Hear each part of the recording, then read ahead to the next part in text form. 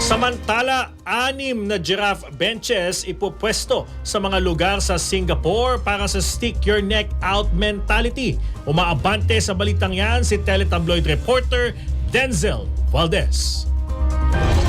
Ng mga mamamayan ng Singapore na kumilos para sa kanilang komunidad, sinimulan nang i-install ng Central Singapore Community Development Council ang 6 na bench na may mga makukulay na iskulptura ng mga giraffe simula noong January 28 sa iba't ibang bahagi ng bansa. Ito ay bahagi ng Giraffes SG at Central Campaign ng Naturang Council na nilikha ng mga masisining na alumni at artist mula sa Nanyang Academy of Fine Arts at University of the Arts Singapore.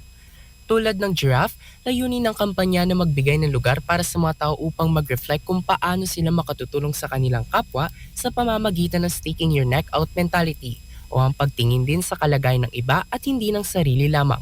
Ilang mga kilalang artist din sa Singapore ang inanyayahan bilang mga collaborators, kabilang si Johnny Lau na author ng comic series na Mr. Kiyasu. Ako, si Denzel Valdez, Abante!